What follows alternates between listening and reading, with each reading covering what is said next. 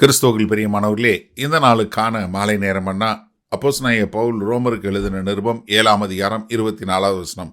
ரோமர் 7:24, ரோமன் 7:24. நிர்பந்தமான மனுஷன் நான், இந்த மரண சரீரத்தினின்று யார் என்னை விடுதலையாக்குவார்? அதாவது இங்கே அப்போஸ்தலனாகிய பவுல் சொல்லும்போது, அதாவது தன்னுடைய நிலைமையை உணர்ந்து சொல்றாரு. என்ன சொல்றாரு? முதல்ல நிர்பந்தமான மனுஷன் நான். இப்போ நீங்கள் நம்ம என்ன நினச்சிடக்கூடாது, அவர் தன்னை வெறுத்து சொல்கிறாரு அப்படின்னு நினச்சிடக்கூடாது.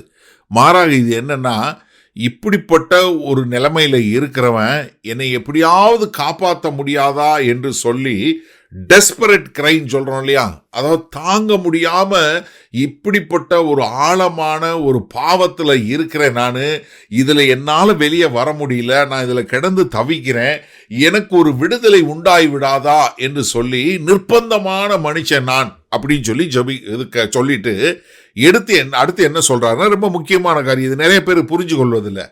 யார் என்னை விடுதலை ஆக்குவார்னு தான் கேட்டார ஒழிய நான் எப்படி விடுதலை ஆவேன்னு கேட்கல. நல்லா கவனிங்க.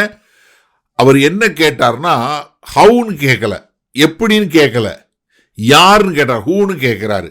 அப்ப என்னன்னா, இங்க ஒரு இதை ரட்சிக்கப்படுவதற்கு எந்த முறையில் இல்லை எந்த பிரமாணத்தின்படி அப்படி கேட்கல.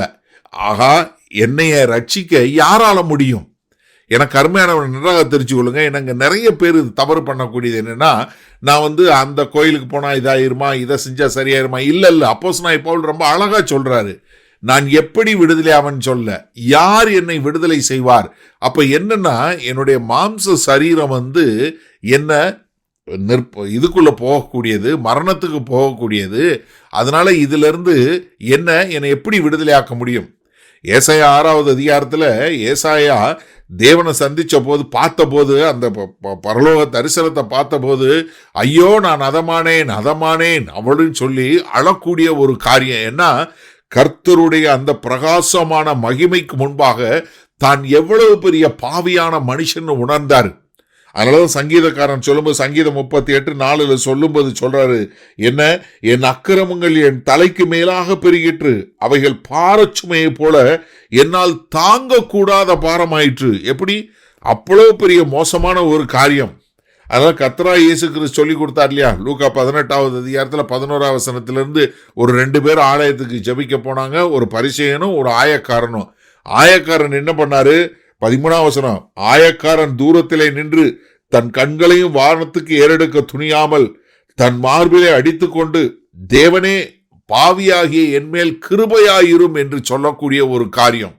ஏன்னா அவர் என்னை எப்படியாவது ரட்சிக்க முடியாதா அப்படின்னு சொல்லக்கூடிய ஒரு காரியம்.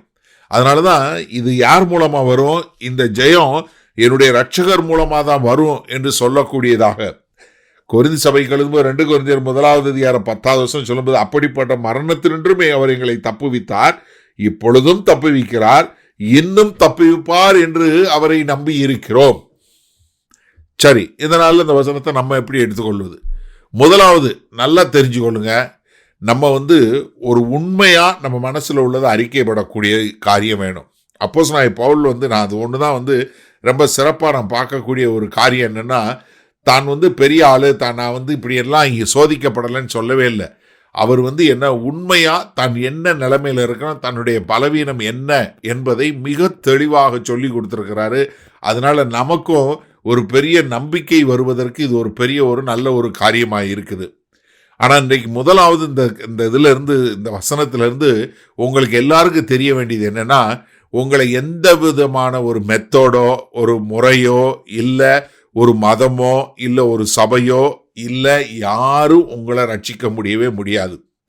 நீங்கள் தயவு செய்து உங்களுடைய ரட்சிப்புக்கு நீங்கள் செய்கிற நல்ல காரியத்தையோ இல்லை நீங்கள் கடைப்பிடிக்கிற காரியத்தையோ இல்லை, உங்களுக்கு இருக்கிற ஒரே நம்பிக்கை கர்த்தராகிய இயேசு கிறிஸ்து ஒருத்தரால் மாத்திரம்தான் உங்களுக்கு மீட்பு உண்டாகும். வேற எந்த ஒரு வகையிலையும் கிடையவே கிடையாது.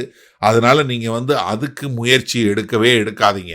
ஏன்னா இன்றைக்கு நிறைய பேர் நான் அங்கே கோயிலுக்கு போய் நான் விளக்கேற்றி வச்சா போயிடும், இல்லை நான் இந்த கோயிலுக்கு போய் தலையை கொடுத்தா சரியாயிரும், இல்லை அங்கே போய் நான் அங்கே பிரதட்சணம் பண்ணால் சரியாயிரும், இல்லை நான் மொட்டை எடுத்தா சரியாயிரும், இல்லை நான் அதை கொடுத்தா சரியாயிரும், தசமபாகம் கொடுத்தா சரியாயிரும், நான் சபைக்கு போனால் இதாயிரும். ஒன்றும் கிடையாதுங்க. நம்மளோட பெர்ஃபார்மன்ஸே கிடையவே கிடையாது. நன்றாக தெரிஞ்சு கொள்ளுங்க.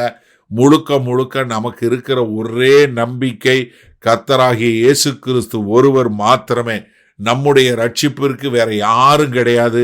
அதனால எனக்கு அருமையானவர்களே, அப்போஸ்தலனாகிய பவுல் சொன்னது போல, யார் என்னை ரட்சிக்க கூடும்? கர்த்தராகிய இயேசு கிறிஸ்து ஒருவர் மாத்திரமே என்பதை உணர்ந்து நாம் எல்லோரும் அறிக்கை செய்வோமா? வல்ல பிதாவே, இதோ எங்களை ரட்சிப்பதற்கு எந்த ஒரு முறைமையும் கிடையாது, எந்த ஒரு காரியமும் கிடையாது. எங்களை ரட்சிக்க ஒரே ஒருவரால் மாத்திரமே முடியும்.